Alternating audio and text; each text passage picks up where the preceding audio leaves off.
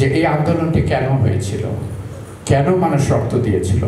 প্রাথমিকভাবে কিন্তু ছাত্ররা এখানে অগ্রণী ভূমিকা পালন করেছে, পরে কিন্তু সাধারণ মানুষ উঠে এসেছে। এবং শুধু কি ছাত্ররা জীবন দিয়েছে, শুধু কি জনতা সাধারণ মানুষ জীবন দিয়েছে? আপনারা যদি বাইরে এই ছবিটির দিকে তাকান দেখবেন শিশুরাও কিন্তু জীবন দিয়েছে। এবং এই যে ত্যাগ, এই যে রক্ত, এই এত কিছুর বিনিময়ে আমরা যে একটি নতুন বাংলাদেশ পেয়েছি, এবং আমরা অত্যন্ত গর্বিত যে নতুন বাংলাদেশের নেতৃত্ব দিচ্ছেন আমাদের বাংলাদেশের একমাত্র নোবেল বিজয়ী মাননীয় প্রধান উপদেষ্টা প্রফেসর মোহাম্মদ ইউনূস। এবং সাধারণ মানুষের এত ত্যাগ, এত রক্তের বিনিময়ে জুলাই আগস্টের সেই যে অভ্যুত্থান, আমাদের কি প্রত্যাশা ছিল? একটি বৈষম্যহীন নতুন বাংলাদেশ।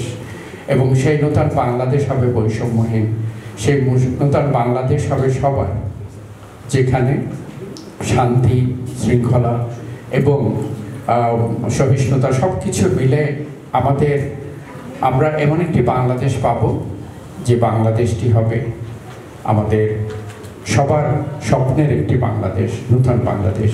এবং আপনারা জেনে আনন্দিত হবেন, উৎসাহিত বোধ করবেন। অবশ্যই আপনারা জানেন সেটি হচ্ছে মাননীয় প্রধান উপদেষ্টার নেতৃত্বে বর্তমান সরকার যে স্বপ্ন, যে যারা জীবন দিয়েছেন, আন্দোলনের যে মুখ্য উদ্দেশ্য ছিল সেই লক্ষ্য বাস্তবায়নের লক্ষ্যে, সংস্কার এবং সুশাসনের লক্ষ্যে অনেক উদ্যোগ নিয়েছেন। এবং সেক্ষেত্রে সরকার সচেষ্ট আছেন। এবং তারই ধারাবাহিকতায় একটি সুন্দর গ্রহণযোগ্য নির্বাচনের মধ্য দিয়ে বাংলাদেশ এগিয়ে যাবে। এবং এক্ষেত্রে প্রবাসী কিন্তু আমাদের একটি বড় দায়িত্ব আছে। আমরা আমাদের আচরণ এবং উচ্চারণে এমন কিছু করব না যেখানে মানুষ আমার কোনো ধরনের হতাশা যেন আমাদেরকে পেয়ে না বসে। আমরা প্রবাসে যারা আছি তাদের কথা যদি বলি, আপনাদের একটি বড়, শুধু মালয়েশিয়াতে নয়, সব জায়গাতেই বিদেশে প্রবাসে 1,40,00,000-এরও বেশি প্রবাসী বাংলাদেশি আছেন। এখন এই আন্দোলনে নৈতিকভাবে, আর্থিকভাবে, বিভিন্নভাবে সহায়তা প্রদান করেছেন প্রবাসীরা। এবং প্রবাসীদের এখানে একটি দৃশ্যমান বড় ভূমিকা ছিল। কিন্তু সবার কিন্তু একটি লক্ষ্য ছিল, সেটি হচ্ছে নতুন বাংলাদেশ। সেই নতুন বাংলাদেশ গড়ার লক্ষ্য, সেই নতুন বাংলাদেশ গড়ার যে দায়িত্ব, সেটি কিন্তু শুধু সরকারের না, সেটি আমাদের সাধারণ মানুষের, নাগরিকদেরও কিন্তু সমান দায়িত্ব, যারা দেশে আছেন, প্রবাসে, সবার। তা আমরা আমাদের অবস্থান থেকে আমরা কাজ করে যাব।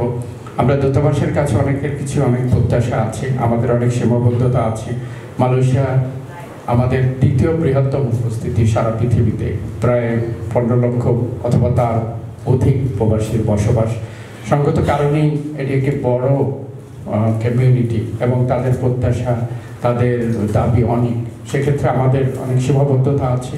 আমরা এটুকু আশ্বস্ত থাকুন, মাননীয় প্রধান উপদেষ্টার নির্দেশনায় প্রবাসী বান্ধব সরকার দূতাবাস হিসাবে, হাইকমিশন হিসাবে আমরা আপনাদের প্রত্যাশা পূরণে আমরা সচেষ্ট আছি এবং থাকব। আপনারা উৎসাহিত বোধ করবেন, জেনে খুশি হবেন যে আগামী মাসের মাঝামাঝি কোনো এক সময় মাননীয় প্রধান উপদেষ্টা মালয়েশিয়া সফর করবেন। এবং এটি আমাদের গর্ব করার বিষয়, ভালো লাগার বিষয়, যেহেতু আমরা মালয়েশিয়াতে আছি। সেটি হচ্ছে, আপনারা জানেন, প্রধান উপদেষ্টা প্রফেসর ডক্টর মোহাম্মদ ইউনূস দায়িত্ব গ্রহণের পরে মালয়েশিয়ার প্রধানমন্ত্রী হচ্ছেন প্রথম সরকার প্রধান যিনি বাংলাদেশ সফর করেছেন। এটি কিন্তু আমাদের দ্বিপাক্ষিক সম্পর্কের একটি, আমরা যে কত মালয়েশিয়ার সাথে আমাদের সম্পর্ক কত যে আন্তরিক, হৃদ্যতাপূর্ণ, সেটি কিন্তু তার ইঙ্গিত বহন করে। আমরা আশা করছি তার সফরের মধ্যে দিয়ে আসন্ন যে সফর আগামী মাসে দুদেশের সম্পর্কে একটি নতুন উচ্চতায় যাবে। এবং আমরা বেশ কয়েকটি গুরুত্বপূর্ণ চুক্তি, সমঝোতা স্মারক স্বাক্ষরিত হবে, এবং আমাদের দুদেশের সম্পর্ক আরও ঘনিষ্ঠতর হবে।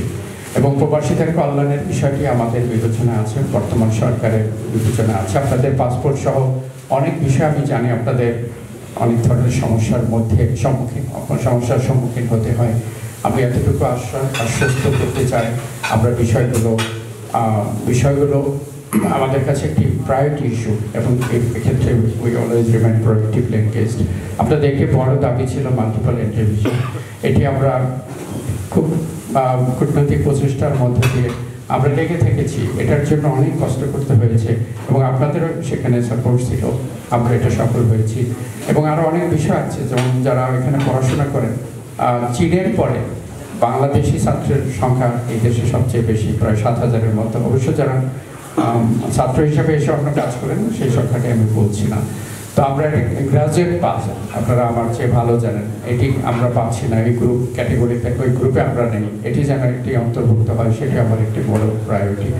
আরও অনেক বিষয় আছে, সেটি হয়তো সংক্ষেপে বলা যাবে না, আমাদের সময় হয়েছে। আমি আপনাদেরকে আমি এটুকুই বলতে চাই যে জুলাইয়ের যে চেতনা, আমাদের ভাইয়েরা বোনেরা যে জীবন দিয়েছেন, শিশুরা যে জীবন দিয়েছে, সেই যে বৈষম্যহীন বাংলাদেশ, নূতন বাংলাদেশ, সেই বাংলাদেশ গড়ার লক্ষ্যে আমরা সবাই কাজ করে যাব।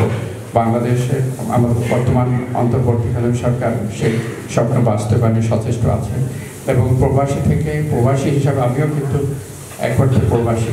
অর্থাৎ আমাদের সবার কিন্তু দায়িত্ব হচ্ছে সরকারকে সহযোগিতা করা, এবং আপনাদের ভালো সাজেশন পরামর্শ, সেটি যে ক্ষেত্রেই হোক, আপনারা শুধু রেমিটেন্স পাঠিয়ে না, ভালো বুদ্ধি দিয়ে, পরামর্শ দিয়ে, সাজেশন দিয়েও কিন্তু বাংলাদেশ সরকারকে এবং যারা বিভিন্ন দায়িত্বে আছেন আপনারা সহায়তা করতে পারেন, সহায়তার হাতটি বাড়িয়ে দিতে পারেন। যে কাজটি আপনারা আগে করেছেন, এখনও করছেন এবং আগামীতেও এটি চলমান থাকবে, এই প্রত্যাশা।